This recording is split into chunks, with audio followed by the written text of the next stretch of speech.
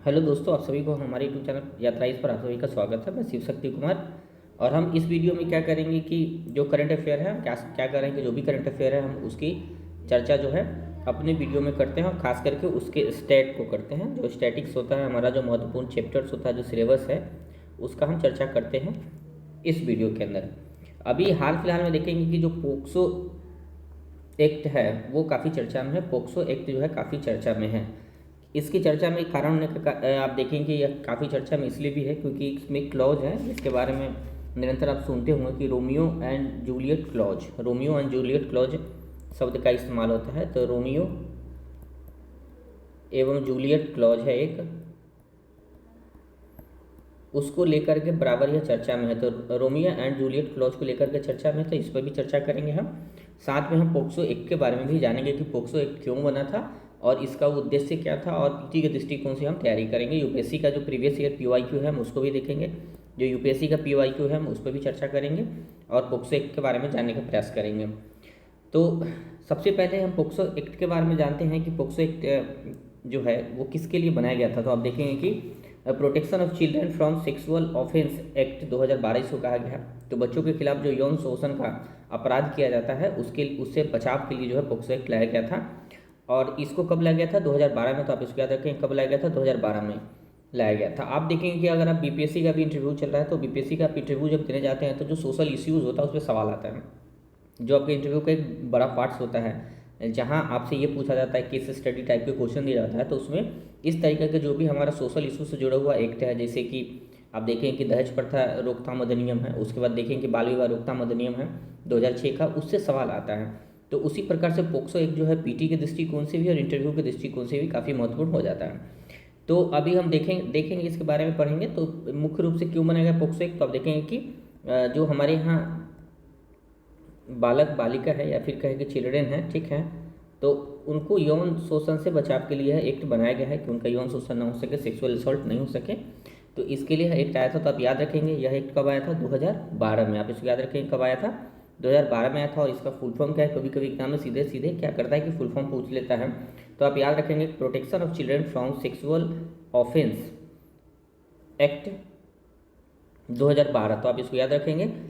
अब आगे देखते हैं अगला जो हमारे समक्ष जो प्रश्न है। अब देखेंगे कि इसमें अगला प्रश्न क्या है कि पोक्सो एक्ट जो है किस उद्देश्य के कारण लाया गया, फिर इसका मुख्य उद्देश्य क्या है। तो आपको हम पहले बताएं कि बच्चों को यौन अपराधों से सुरक्षा प्रदान करने के लिए इसके लाया गया है। यौन अपराधों से बच्चों को सुरक्षा प्रदान करने के लिए इसको लाया गया है। अब अगला सवाल देखेंगे कि तीसरा सवाल क्या है कि पोक्सो एक्ट के अनुसार चाइल्ड किसे माना जाता है। तो वैसे बच्चों को चाइल्ड माना जाता है जिनकी आयु 18 वर्ष है। तो आप प्री देखेंगे यूपीएससी का जो पीटी है तो उसमें इस तरीके का सवाल आ जाता है कि पोक्सो एक्ट के अंदर उन्हें बच्चा माना जाता है, चाइल्ड माना जाता है जिनकी आयु 14 वर्ष से तो नहीं है। 14 वर्ष किसके लिए है? आप देखेंगे कि बाल मजदूरों की जो परिभाषा दिया गया है भारतीय संविधान के आर्टिकल आप देखेंगे 23 में, तो उसमें जो है बाल मजदूर 23 और 24 इसी से जुड़ा हुआ है। तो बाल मजदूर की बात किया गया है अनुच्छेद 23-24 में। तो आप देखेंगे कि बाल मजदूर किसको बोला जाता है? जिनकी आयु कितनी होती है? 14 वर्ष या उससे कम होती है उसको बाल मजदूर बोलते हैं। जबकि पोक्सो एक्ट में चाइल्ड किसे माना गया है? जिनकी आयु कितना होना चाहिए? 18 वर्ष होना चाहिए, उसको चाइल्ड माना गया है। इस एक्ट के बारे में आप एक दो चीज़ और जान जाएंगे कि जो यह एक्ट है पोक्सो एक्ट है उसमें चाइल्ड शब्द का इस्तेमाल किया गया है, यानी कि यह जो है जेंडर न्यूट्रल एक्ट है। जेंडर न्यूट्रल एक्ट है मतलब यह है कि इस एक्ट में बच्चा चाहे लड़का भी हो सकता है लड़की भी हो सकता है, जेंडर न्यूट्रल है। इसमें सिर्फ लड़की का बात नहीं है, बालक के साथ भी अगर सेक्सुअल असॉल्ट होता है, अगर चाइल्ड जो है बॉय चाइल्ड है तो उसके साथ भी सेक्सुअल असॉल्ट होता है तो उसको अपराध माना जाएगा। तो आप इसको याद रखेंगे जेंडर न्यूट्रल एक्ट है। तो इसको भी याद रखेंगे क्या है, यह जेंडर न्यूट्रल एक्ट है। और इसमें चाइल्ड की जो परिभाषा है कितना उम्र तक है? 18 वर्ष तक के बच्चों को क्या माना गया है? चाइल्ड माना गया है। अगर इनके विरुद्ध चाहे सहमति से चाहे असहमति से अगर इनके साथ सेक्सुअल असॉल्ट होता है तो यह माना जाएगा कि उसके विरुद्ध जो है क्राइम हुआ है। तो एक चीज़ और यहाँ ध्यान देंगे कि सहमति के बावजूद भी है, यहाँ क्या माना गया है? सहमति अगर है बच्चा को, अगर मान लेते हैं कि 17 साल के युवा है, लड़का है या फिर लड़की है, ठीक है, उसके साथ सेक्सुअल असॉल्ट होता है, उसका सहमति होने के बावजूद भी तब भी उसके क्या माना जाता है? अपराध की श्रेणी में रखा जाता है। उसका मुख्य कारण यह माना गया है अपने यहाँ की 18 वर्ष से अभी उसकी आयु नहीं होने की सहमति देने का भी योग्य ही नहीं हुआ है। इसका ऐसा माना जाता है कि वो अपने डिसीजन नहीं ले सकता, वो सहमति देने के योग्य अभी नहीं हुआ है। क्या सही है क्या गलत है इनके बारे में उनको पता भी नहीं है। इसलिए उनके सहमति के बाद भी इसको अपराध की श्रेणी में रखा गया है। तो आप 2-3 बात याद रखेंगे। एक सबसे पहले बात जो याद रखेंगे कि यह जो है जेंडर न्यूट्रल है, तो आप इसको याद रखेंगे, जेंडर न्यूट्रल हो गया। दूसरा, इसमें सबसे जो चीज़ें हैं कि 18 वर्ष से कम आयु, 18 वर्ष से कम आयु के बच्चों को क्या माना गया, चाइल्ड माना गया है, तो आप इसको याद रखेंगे। और मुख्य रूप से किससे जुड़ा हुआ है, बच्चों के यौन शोषण से। तो ये सवाल आ सकता है आपको पीटी में भी देखेंगे, बीपीएससी में इस तरह का सवाल आता है 1 लाइनर पेपर में कि पोक्सो एक्ट किससे जुड़ा हुआ, तब याद रखेंगे बच्चों को यौन अपराधों से सुरक्षा प्रदान करने के लिए इस एक्ट को लाया गया था। चलिए देखते हैं अगला प्रश्न क्या है कि पोक्सो जो एक्ट है किस प्रकार के अपराधों को कवर करता है। आप इसमें देखें कि किस प्रकार के अपराध, तो सेक्सुअल हरासमेंट हो गया, सेक्सुअल असॉल्ट हो गया, चाइल्ड पोर्नोग्राफी हो गया, ये सभी चीज़ों को कवर करता है। अभी देखेंगे हाल फिलहाल में इसमें संशोधन हुआ था और भारत के सुप्रीम कोर्ट का भी ऑर्डर था कि अगर कोई व्यक्ति अगर मान लेते हैं कि पोर्नोग्राफी देखता है, यानी कि वो ब्लू फिल्म देखता है, पोर्नोग्राफी देखता है और वो चाइल्ड ब्लू फिल्म देखता है, तो ऐसा माना जाएगा कि वह जो है जो बच्चों के विरुद्ध जो सेक्सुअल असॉल्ट होता है, फिर हरासमेंट होता है, उसको बढ़ावा देना चाहता है। तो अगर उसके विरुद्ध भी क्या होगा कि अपराध दर्ज किया जाएगा। क्योंकि अगर आप अगर मान लेते हैं कि पोर्नोग्राफी देखते हैं, चाइल्ड पोर्नोग्राफी देखते हैं, तो कहीं ना कहीं आप इंटरेस्ट शो कर रहे हैं और आप उसको बढ़ावा दे रहे हैं। तो चाइल्ड पोर्नोग्राफी देखना भी क्या है, अपराध है, तो आप इसको याद रखेंगे। अब चलिए देखते हैं आगे क्या है। आगे देखेंगे कि जो हमारा पोक्सो एक्ट है, इसके तहत मामलों की सुनवाई किस अदालत में होती है। तो आप देखेंगे कि स्पेशल कोर्ट का निर्माण किया गया। स्पेशल कोर्ट क्यों बनाया गया, आप देखेंगे कि पोक्सो एक्ट चूँकि काफ़ी गंभीर है और घिनौना काम भी माना जाता है, तो इसके लिए जल्द से जल्द अपराधी को दंडित किया जा सके, इसके लिए अलग से स्पेशल कोर्ट बनाया गया, यानी कि विशेष कोर्ट का निर्माण किया गया। और विशेष कोर्ट निर्माण क्यों किया गया, क्योंकि 6 माह से साल भर के अंदर में जो है दंड देने का प्रावधान किया गया है कि अगर इस तरीका के मामला आता है तो उसका निर्णय जो है 6 महीना से लेकर के 6 महीना से 1 साल के अंदर में जो है उसका निर्णय आ जाना चाहिए। तो आप इसको भी याद रखेंगे, इस तरीके के सवाल आते रहता है। चलिए देखते हैं अगला जो प्रश्न है, 6 नंबर प्रश्न देखिए कि पोक्सो एक्ट के तहत बच्चों का बयान कहाँ लिया जाता है। तो आप देखेंगे कि पोक्सो एक्ट के तहत बच्चों का जो बयान होता है चाइल्ड फ्रेंडली इन्वायरमेंट में लिया जाता है। ऐसा नहीं कि उसको थाना में बुलाया जाता है फिर उसको डराया धमकाया जाता है, तो ऐसा नहीं है, क्योंकि बच्चा के साथ क्राइम हुआ है तो बच्चा डर जाएगा। इसके लिए क्या होता है कि चाइल्ड फ्रेंडली इन्वायरमेंट बनाया जाता है। आप देखेंगे कि जो मान लेते हैं कि कोई क्राइम किया है, बच्चा के विरुद्ध कोई क्राइम हुआ और उससे पूछताछ किया जाता है, तो ऐसा माना जाता है कि पहला महिला पुलिस बल होना चाहिए। ऐसा माना जाता है कि महिला पुलिस बल होना चाहिए।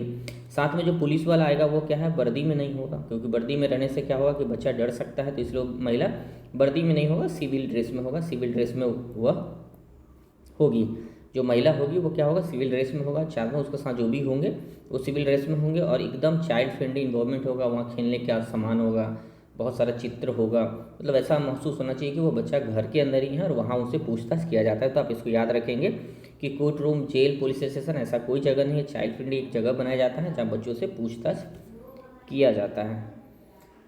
अगला आप देखेंगे जो अगला सवाल है इसमें कि पोक्सो एक्ट में एग्रेवेटेड सेक्सुअल असॉल्ट का क्या मतलब है। तो इसमें विशेष परिस्थिति में किया गया यौन हमला है उसको एग्रेवेटेड सेक्सुअल असॉल्ट बोला गया है। जैसे मान लेते हैं कि कोई आपके संबंधी ही किसी के साथ अगर इस तरीके के अपराध करता है तो उसको एग्रेवेटेड सेक्सुअल असॉल्ट माना गया। साथ में अगर मान लेते कोई टीचर है और साथ में शिक्षक कोई अपने ही विद्यार्थी के साथ इस तरीके के अपराध को करता है तो उसको माना गया है। तो आप देखेंगे कि पोक्सो एक्ट में जो है सेक्सुअल असॉल्ट को भी कई तरीक़ा से माना गया है, कई तरीक़ा के प्रकार में इसको रखा गया है। इसमें एक तो है कि जो पेनिट्रेटिव सेक्सुअल असॉल्ट है, फिर एग्रेवेटेड पेनिट्रेटिव सेक्सुअल असॉल्ट है, साथ में देखेंगे कि सेक्सुअल असॉल्ट है, सेक्सुअल हरासमेंट है और बच्चों का पोर्नोग्राफी है। तो इतना सारा प्रकार बताया गया है अपराध का, तो आप इसको याद रखेंगे, इस तरीके का सवाल आ सकता है। चलिए देखते हैं अगला प्रश्न है कि पोक्सो एक्ट में अनिवार्य रिपोर्टिंग के लिए किसके लिए है। तो आप देखेंगे कि किसी भी व्यक्ति के लिए। अब ये चीज़ जो कि देखना है कि एक मैंडेटिंग रिपोर्टिंग है, तो इस तरीका के सवाल आपको यूपीएससी में देगा। अनिवार्य रिपोर्टिंग का यहाँ मतलब क्या है, जैसे मान लेते हैं कि किसी भी बच्चा के साथ सेक्सुअल असॉल्ट हुआ, यानी कि उसके विरुद्ध जो है यौन अपराध किया गया और आपको किसी भी माध्यम से पता लगता है, आपको जो है किसी भी माध्यम से पता लग जाता है, तो आपको चुप नहीं रहना है, आपको हर हाल में इसका रिपोर्टिंग करना है, अन्यथा आपके विरुद्ध भी कानूनी कार्रवाई किया जाएगा। तो आप इसको याद रखेंगे कि अनिवार्य रिपोर्टिंग का मतलब क्या है कि किसी भी माध्यम से, किसी भी प्रकार से अगर किसी भी व्यक्ति को अगर यह पता लगता है कि बच्चा के साथ जो है यौन अपराध हो रहा है, तो उसको हर हाल में पुलिस में रिपोर्टिंग करना ही है। आप इसको याद रखेंगे।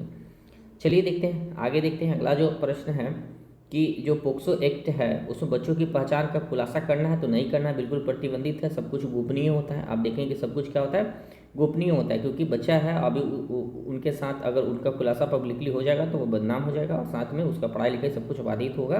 तो इसलिए ये पूर्णतः क्या होता है, गोपनीय होता है, उनके नाम को उजागर नहीं किया जाता है, इसको भी आप याद रखेंगे। चलिए देखते हैं अगला प्रश्न क्या है। पोक्सो एक्ट से जुड़ा हुआ एक प्रश्न है कि पोक्सो एक्ट में चाइल्ड पोर्नोग्राफी से संबंधित प्रावधान किस सेक्शन में किया गया है। तो आप देखेंगे कि सेक्शन 13 है जो चाइल्ड पोर्नोग्राफी से जुड़ा हुआ है। चाइल्ड पोर्नोग्राफी से जुड़ा हुआ क्या है, सेक्शन 13 है। और आप देखेंगे चाइल्ड पोर्नोग्राफी का मतलब क्या है कि किसी व्यक्ति को चाइल्ड पोर्नोग्राफी से बचना चाहिए, चाइल्ड पोर्नोग्राफी नहीं देखना चाहिए, क्योंकि देखने से भी कहीं ना कहीं हम उस कंटेंट को बढ़ावा दे रहे हैं और कहीं ना कहीं उस अपराध को बढ़ावा देते हैं। इसके लिए जो व्यक्ति चाइल्ड पोर्नोग्राफी को देखता है उसके विरुद्ध भी कानूनी कार्रवाई किया जाता है। चलिए देखते हैं अगला जो प्रश्न है कि पेनिट्रेटिव सेक्सुअल असॉल्ट किस सेक्शन में परिभाषित किया गया है। तो देखेंगे सेक्शन 3 में इसकी परिभाषा दिया गया है। सेक्शन 3 जो है आप देखेंगे कि पोक्सो एक्ट जो है 2012 में आया था, उसके सेक्शन 3 में पेनिट्रेटिव सेक्सुअल असॉल्ट की बात किया गया। आगे देखेंगे अगला प्रश्न है कि सेक्सुअल असॉल्ट किस सेक्शन में है। तो जो सेक्सुअल हरासमेंट शब्द का इस्तेमाल हुआ, सेक्सुअल हरासमेंट शब्द का इस्तेमाल सेक्शन 11 में किया गया, तो आप इसको भी याद रखेंगे, सेक्शन 11 में सेक्सुअल हरासमेंट शब्द का इस्तेमाल किया गया है। अगला प्रश्न देखेंगे 13 नंबर प्रश्न हमारे समक्ष क्या है कि पोक्सो एक्ट के तहत बच्चों की मेडिकल जांच जो होगा वो कहाँ होगा। तो देखें कि केवल महिला डॉक्टर करेगी जहाँ तक संभव हो, मतलब जहाँ तक संभव हो ऐसा प्राथमिकता दिया जाता है कि महिला डॉक्टर के द्वारा ही जो है इस तरीके की मेडिकल जांच हो सके और उसके जो हमारा फोरेंसिक तत्व होता है उसको हम इकट्ठा कर पाए, तो आप इसको भी याद रखेंगे। चलिए देखते हैं अगला प्रश्न है कि पोक्सो एक्ट के तहत ट्रायल को पूरा करने का प्रयास कितने समय किया जाता है। तो आपको हमने बताया कि 6 महीना, और 6 महीना से लेकर के साल भर के अंदर में इस मान के चला जाता है कि इसको विशेष अदालत में जो अपराधी है उसको दंडित किया जा सके या फिर इस केस को इसकी ट्रायल को समाप्त किया जा सके, तो आप इसको याद रखेंगे 6 महीना। अगला जो प्रश्न है कि बच्चों का बयान रिकॉर्ड करते समय पुलिस क्या होता है। तो हमने पहले बताया कि सादा का अपराध होता है, पुलिस को यूनिफॉर्म में नहीं आना है, पुलिस की यूनिफॉर्म में नहीं आना है। आप इसको याद रखेंगे क्या है, पुलिस को यूनिफॉर्म में नहीं आना है, कोर्ट में बयान नहीं लेना है, वीडियो रिकॉर्डिंग नहीं होता है, तो आप इसको भी याद रखेंगे कि एकदम सादा कपड़ा में आना है, तो आप इसको याद रखेंगे। अगला प्रश्न है कि स्पेशल कोर्ट का प्रावधान क्यों किया गया है। तो देखेंगे कि स्पेशल कोर्ट का प्रावधान किया गया है ताकि तेज सुनवाई हो, गोपनीयता बनाए रखा जाए। मान लेते हैं कि स्पेशल कोर्ट से तेज सुनवाई भी होगी, गोपनीयता बनाए रखा, बाल अनुकूल प्रक्रिया होगी, तो उपरोक्त सभी आप इसको याद रखेंगे कि स्पेशल कोर्ट का प्रावधान इसमें क्यों किया गया। अगला प्रश्न देखें कि यदि किसी व्यक्ति को अपराध की जानकारी हो और वह रिपोर्ट न करे तो क्या होगा। तो सजा हो सकती है। आप देखेंगे कि उसके विरुद्ध भी कानूनी प्रक्रिया किया जा सकता है और इसी के लिए शब्द हुआ है मैंडेटरी रिपोर्टिंग, यानी कि अनिवार्य रिपोर्टिंग। किसी भी व्यक्ति को पता लगता है तो उसको अनिवार्य रिपोर्टिंग करना जरूरी है। अगला देखेंगे, अगला प्रश्न है कि पोक्सो एक्ट में कठोर सजा के लिए प्रमुख संशोधन कब किया गया था। तो 2019 में किया गया था, पोक्सो एक्ट में संशोधन किया गया था, तो आप इसको भी याद रखेंगे 2019 में संशोधन किया गया है। अगला प्रश्न देखेंगे कि use of child for pornography purpose किस सेक्शन में है। तो सेक्शन 13 में है, यहाँ पोर्नोग्राफी की चर्चा किया गया है और बच्चा का जो है पोर्नोग्राफिक पर्पस के लिए उपयोग करना भी पोक्सो एक्ट के तहत आता है, तो आप इसको भी याद रखें, पोक्सो एक्ट के तहत इसको भी अपराध माना गया है। अगला प्रश्न देखेंगे कि पोक्सो एक्ट जो है मुख्यतः किस मंत्रालय के अधीन है। तो यहाँ से सवाल आएगा, आप यूपीएससी देने जाएंगे या फिर बीपीएससी देंगे तो ये काफ़ी महत्वपूर्ण हो जाता है, ये काफ़ी महत्वपूर्ण हो जाता है कि किस मंत्रालय के अधीन है। तो women and child development ministry जो है उसके अधीन ये पोक्सो एक्ट आता है, तो आप इसको हमेशा याद रखेंगे। काफ़ी इंपॉर्टेंट फैक्ट हो गया कि किस मंत्रालय के तहत आता है। तो आप देखेंगे कि women and child development ministry जो है उसके अधीन जो है पोक्सो एक्ट आता है, आप इसको याद रखेंगे। अब हम क्या करेंगे कि पोक्सो एक्ट के बारे में 2-3 बात को जानने का प्रयास करेंगे जो काफ़ी महत्वपूर्ण है, और ताकि एक परीक्षा के समरी हो सके, आपको याद कर पाएँ। सारांश हम समझ लेते हैं। तो सारांश क्या है पोक्सो एक्ट का। पहला देखेंगे कि अगर हम इसका सारांश देखें तो पहला चीज़ इसमें एक चीज़ हमने देखा है कि क्या है कि चाइल्ड की परिभाषा 18 वर्ष है, आप इसको याद रखेंगे। चाइल्ड की क्या परिभाषा, 18 वर्ष या उससे कम की आयु को क्या माना गया, बच्चा माना गया। दूसरा इसमें क्या माना गया, यह लिंग निष्पक्ष है, यह एक्ट क्या है, लिंग निष्पक्ष है, यानी जेंडर न्यूट्रल है यह, तो यह लिंग निष्पक्ष एक्ट है, तो आप इसको भी याद रखेंगे। तीसरा चीज़ आपको जो याद रखना है कि इसमें एक अनिवार्य रिपोर्टिंग शब्द का इस्तेमाल किया गया है। क्या किया गया है, अनिवार्य रिपोर्टिंग। अनिवार्य रिपोर्टिंग जो है शब्द का इस्तेमाल किया गया है, तो आप ये सवाल रखेंगे अनिवार्य रिपोर्टिंग भी यहाँ है। तो इस तरीके के पीटी में अगर सवाल आ जाता है कि पोक्सो एक्ट के तहत अनिवार्य रिपोर्टिंग करने का प्रावधान है तो एकदम सही होगा। इसमें आगे जो आपको याद रखना है कि स्पेशल कोर्ट की बात किया गया है, तो स्पेशल कोर्ट का जो है बात किया गया है, तो आप इसको भी याद रखेंगे। स्पेशल कोर्ट का यहाँ बात किया गया है, तो आप इसको याद रखेंगे। तो ये 3-4 चीज़ है पोक्सो एक्ट में। 18 वर्ष है, जेंडर न्यूट्रल है, अनिवार्य रिपोर्टिंग है, स्पेशल कोर्ट है, और यहाँ देखेंगे कि कई प्रकार के अपराध का चर्चा किया गया। अपराध को कई प्रकार के श्रेणी में डिवाइड किया गया है। उसमें क्या है, पेनिट्रेटिव सेक्सुअल असॉल्ट है, एग्रेवेटेड पेनिट्रेटिव सेक्सुअल असॉल्ट है, सेक्सुअल असॉल्ट है, सेक्सुअल हरासमेंट है। तो इस चीज़ को आप याद रखेंगे। और बच्चों का यूज करना पोर्नोग्राफी के लिए, पोर्नोग्राफी के उद्देश्य से, तो ये भी है। और अंतिम जो आप बात याद रखेंगे, जो सबसे बड़ा बात है कि women and child development ministry के अधीन आता है, तो पोक्सो एक्ट है। और ये पोक्सो एक्ट अभी लगातार जो है चर्चा में है। आप उस चर्चा में क्यों है उसको बताएंगे, और यूपीएससी सीधे सीधे पूछ लेता है। अब हम इसको, अब आप पोक्सो एक्ट के बारे में अब हम बताएंगे कि वो चर्चा में क्यों है। तो एक जो इसका क्लॉज है उसका नाम है, जो देखेंगे कि रोमियो जूलियट क्लॉज को लेकर के यह एक्ट जो है चर्चा में है। ठीक है, रोमियो जूलियट के बारे में आप जानते हैं कि दोनों जो है प्रेम प्रसंग के लिए विश्व प्रसिद्ध हैं, आप इसको भी जानते हैं। कभी कभी होता है यूपीएससी सीधे पूछ लेता है कि रोमियो जूलियट क्लॉज चर्चा में है, किस एक्ट से जुड़ा हुआ है, तो आप याद रखेंगे इस साल यूपीएससी में आ सकता है।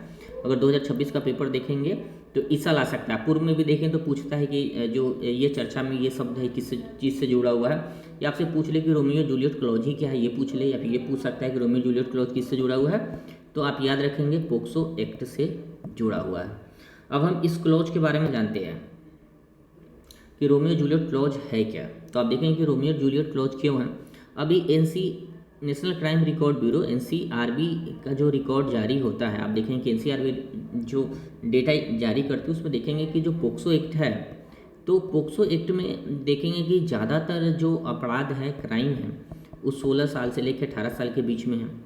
ठीक है, 16 साल से लेकर के 18 साल के बीच में क्राइम होता है, और अब मतलब अपराध है। और इसमें मुख्य अपराध कैसा है, जो सहमति के कारण यौन संबंध हुआ है।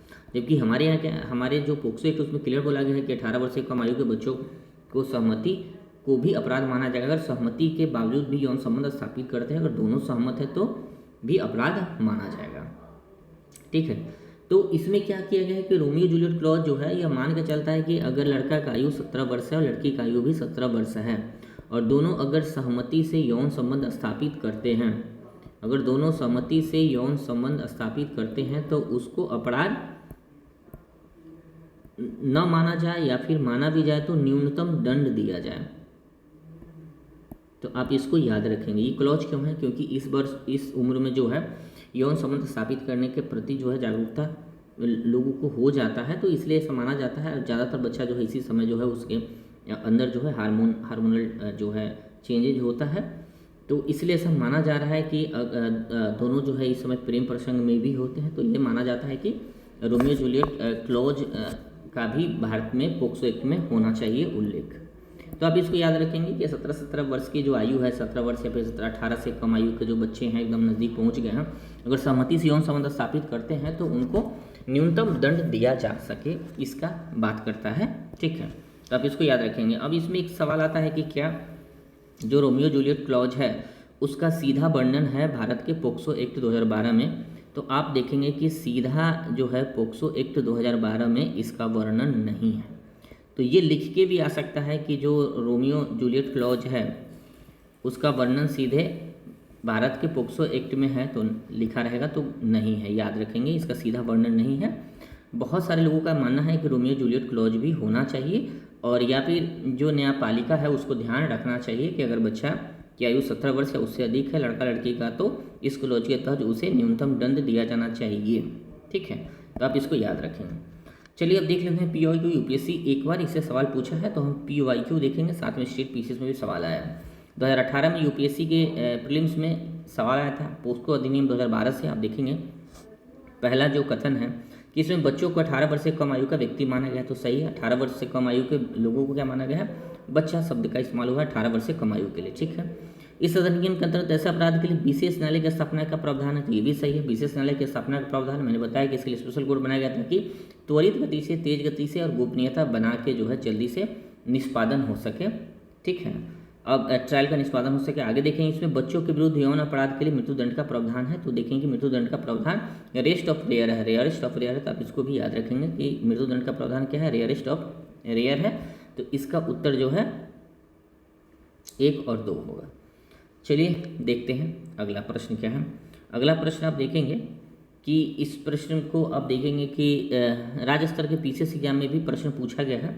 देखेंगे पोक्सो अधिनियम के तहत बालक और बालिका का परिभाषा क्या है। तो 18 वर्ष से कम आयु है। आप देखेंगे कि प्रश्न पूछा जा चुका है। 18 साल से कम आयु के जो लड़का या लड़की उनको चाइल्ड माना गया है। दूसरा है प्रश्न कि पोक्सो अधिनियम 2012 का मुख्यतः किससे संबंधित है। तो आप देख चुके हैं कि बच्चों के विरुद्ध यौन अपराध से संबंधित है।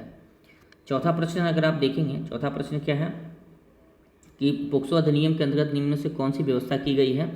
तो अपराध की रिपोर्टिंग के लिए बाल अनुकूल चाइल्ड फ्रेंडली प्रक्रिया की व्यवस्था किया गया, सही है। दूसरा है कि यौन विशेष न्यायालय की स्थापना किया गया है, ये भी सही है। यौन अपराध की अनिवार्य रिपोर्टिंग है, ये भी सही है। और बच्चों के विरुद्ध किसी प्रकार का यौन हिंसा होता है, यौन अपराध होता है तो उसका अनिवार्य रिपोर्टिंग करना है। तो यहाँ तीनों सही है। चलिए देखते हैं अगला प्रश्न क्या है। अगला प्रश्न है कि पोक्सो अधिनियम कब लागू हुआ था। तो 2012 में लागू हुआ था। तो ये हमारा जो है एक आगे प्रश्न भी देख लेते हैं। अगला प्रश्न क्या है कि पोक्सो अधिनियम की क्रियान्वयन किस मंत्रालय के अधीनस्थ है। तो आप देखेंगे कि महिला एवं बाल विकास मंत्रालय, महिला एवं बाल विकास मंत्रालय, आप इसको याद रखेंगे। ये बीपीआई क्वेश्चन मान लीजिए कि महिला एवं बाल विकास मंत्रालय आपसे पूछा जा सकता है पीटी में। अब जहाँ भी देते हैं, बीपीएससी दे रहे हैं, यूपीएससी दे रहे हैं। यूपीएससी में कुछ नहीं करता है, स्टेटमेंट बनाया जाता है, थोड़ा कंसेप्चुअल होता है। बीपीएससी फैक्चुअल होता है। तो आपसे यहाँ पूछा जा सकता है। तो थोड़ा हम इस एक्ट के बारे में देख लेते हैं। आप देखेंगे कि इस एक्ट की हम समरी यहाँ देखेंगे, यानी सारांश देखने का प्रयास करेंगे। जो महत्वपूर्ण फैक्ट है देखेंगे। पहला क्या है, अधिनियम का फुल फॉर्म क्या है, protection of children from sexual offence act 2012। आप इसका जो शॉर्ट फॉर्म का नाम क्या है, पोक्सो है। तो आप इसको याद रखेंगे, इसी को हम पोक्सो एक्ट बोलते हैं। दूसरा है कि कब लागू हुआ, 2012 में हुआ था, इसको याद रखेंगे। बच्चों के का परिभाषा क्या है, 18 वर्ष से कम आयु का होना चाहिए। विशेष न्यायालय की व्यवस्था की गई त्वरित सुनवाई के लिए, गोपनीयता बनाए रखने के लिए। चाइल्ड फ्रेंडली प्रक्रिया को अपनाया गया।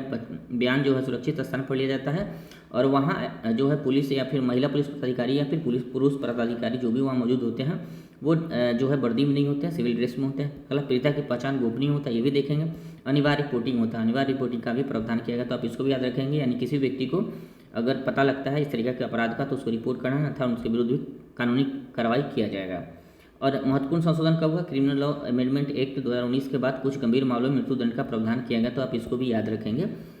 तो ये हमारा आज का वीडियो था। फिर हम आप लोगों से मिलते हैं नेक्स्ट वीडियो में। और इस तरीके का जो भी टॉपिक चर्चा में रहता है उसकी हम जो है सारगर्भित अध्ययन करेंगे, ताकि आपका बीपीएससी के लिए और यूपीएससी का प्रिपरेशन हो सके, साथ में अन्य परीक्षाओं का तैयारी हो सके। तो थैंक यू फॉर वॉचिंग मी। फिर मिलते हैं। थैंक्स।